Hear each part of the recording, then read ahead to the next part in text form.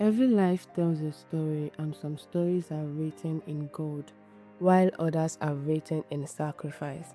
This one was written in both. This is a story of a man who started with nothing but left behind everything that matters.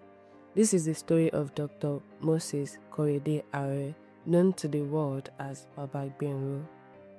On the 11th of June 1959, a child was born, not in a city of bright lights and not in the comfort of privilege, but in a village in Kano State, northern Nigeria.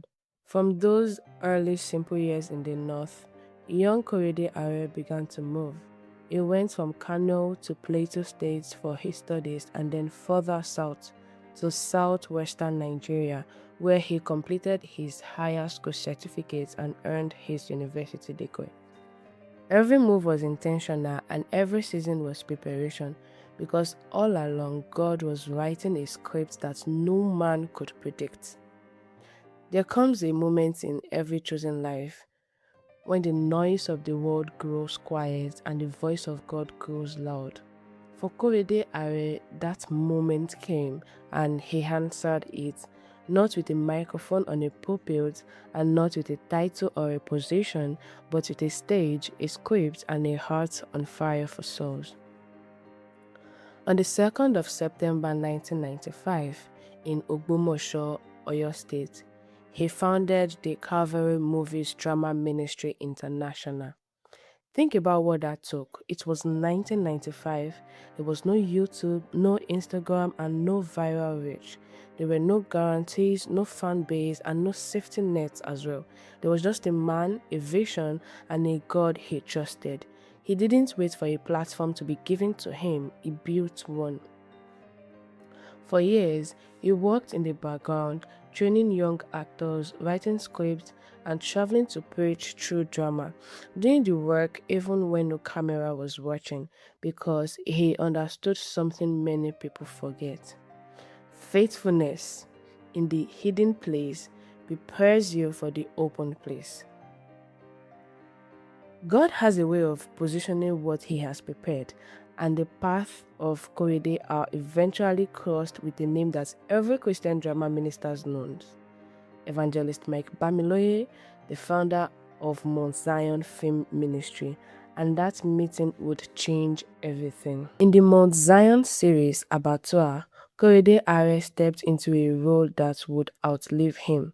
The character, Baba GBENRO, it became a household name in sitting rooms across Nigeria, in diaspora homes from London to Houston, and in hearts that needed to see the gospel, not just hear it.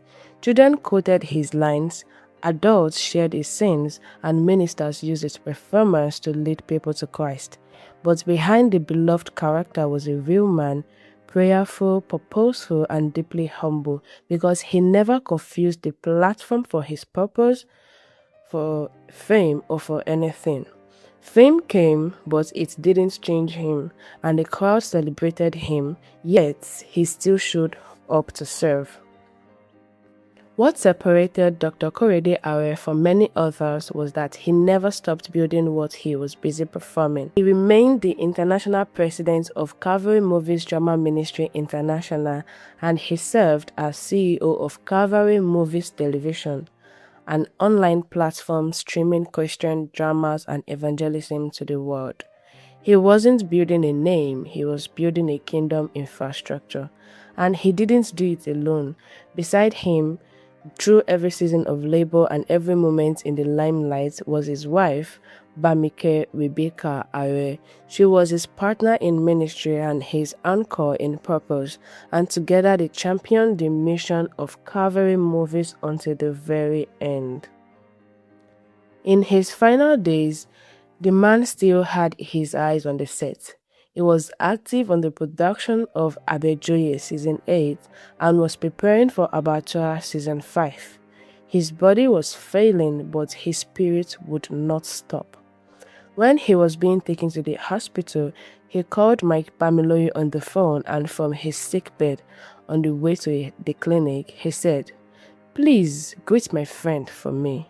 Please, Daddy, I will be well. Don't let this discourage you from calling me to the film location. No. He didn't know those would be some of his last words because he thought he was going back to set. On the 14th of November 2024, after a prolonged battle with liver disease, Dr. Moses Korede Are BABA GBENRO went home. He was 65 years old. And Mike Bamiloye, with tears and with faith, said of his friend, "He died here and woke up there eternally." If you're a young man watching this today, or a drama minister somewhere in the world, in a small city, a local church, an unrecognized stage, let the life of BABA GBENRO speak to you. He didn't start with a big name, he started with obedience. He didn't wait for someone to give him a platform, he built one. In 1995, with faith and labor, it served under another man's vision without losing his own, and he stayed humble when the crowd celebrated him.